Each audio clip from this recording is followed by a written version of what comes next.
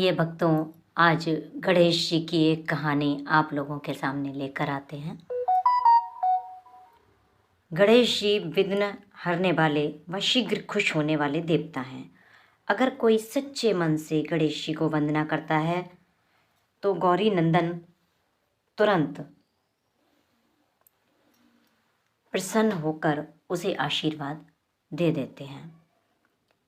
वैसे भी गणेश जी जिस स्थान पर निवास करते हैं उनकी दोनों पत्नियां रिद्धि और सिद्धि भी उनके साथ रहती हैं। उनके दोनों पुत्र शुभ और लाभ का आगमन भी गणेश जी के साथ होता रहता है। कभी कभी तो भक्त भगवान को भी असमंजस में डाल देते हैं। पूजा पाठ व भक्ति का जो वरदान मांगते हैं वह बहुत ही निराला होता है। काफ़ी समय पहले की बात है कि एक गांव में एक अंधी अम्मा रहती थी। वह गणेश जी की परम भक्त थी। आंखों से भले ही दिखाई नहीं देता था, परंतु वह सुबह शाम गणेश जी की बंदगी में लगी रहती थी। नित्य गणेश जी की प्रतिमा के आगे बैठकर उनकी स्तुति करती, भजन कीर्तन करती और समाधि में लीन रहती। गणेश जी अम्मा की भक्ति से बड़े प्रसन्न हुए। उन्होंने सोचा कि यह अम्मा नित्य हमारा स्मरण करती है, परंतु बदले में कुछ भी नहीं मांगती। भक्ति का फल तो मिलना ही चाहिए। ऐसा सोचकर गणेश जी एक दिन अम्मा के सम्मुख प्रकट हुए और बोले, माई, तुम हमारी सच्ची भक्त हो। जिस श्रद्धा और विश्वास से हमारा स्मरण करती हो, हम उससे प्रसन्न हैं। अब तुम भी जो वरदान चाहो उससे मांग सकती हो। अम्मा बोली, प्रभु, मुझे तो मांगना भी नहीं आता। अगर आप कहें तो मैं कल मांग लूँगी, जब तक मैं अपने बेटे और बहू से राय कर लूँगी। गणेश जी कल आने का वादा करके वापस लौट गए। अम्मा का एक पुत्र व बहू थे। अम्मा ने सारी बात उन्हें बताकर सलाह मांगी।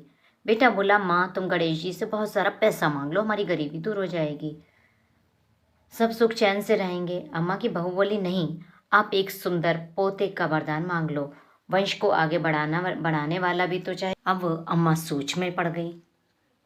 उन्होंने सोचा कि सब अपने अपने मतलब के लिए कुछ ना कुछ मांग रहे हैं। तो पड़ोसियों से सलाह लेने का उन्होंने मन बनाया। पड़ोसन बहुत नेक दिल थी। उसने अम्मा को समझाया कि तुम्हारी सारी जिंदगी दुख में कटी, अब तो जो थोड़ा जीवन बचा है वह तो सुख से व्यतीत हो जाए।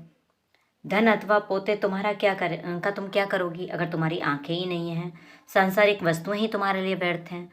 अब तुम अपने लिए दोनों आंखें मांग लो। अम्मा घर लौट आई। अम्मा और भी सोच में पड़ गई। उसने सोचा कि कुछ ऐसा मांग लूं जिससे बहू बेटा सबका भला हो जाए। लेकिन ऐसा क्या हो सकता है। इसी उधेड़बुन में सारा दिन व्यतीत हो गया। अम्मा कभी कुछ मांगने का मन बनाती और कभी कुछ, परंतु कोई निर्णय नहीं ले पा रही थी। दूसरे दिन गणेश जी पुनः प्रकट हुए और बोले, अब जो भी मांगोगी अब हमारी कृपा से हो जाएगा, यह हमारा वचन है।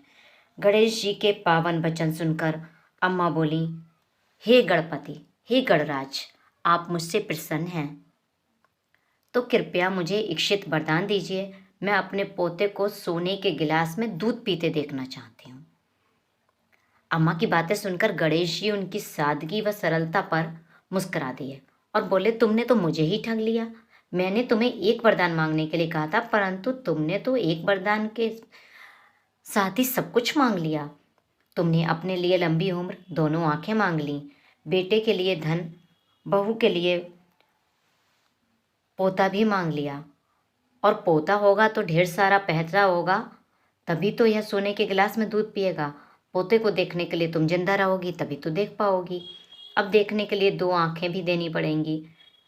फिर भी वह बोले, जो तुमने मांगा वे सब सत्य होगा। यूं कहकर गणेश जी अंतर्ध्यान हो गए।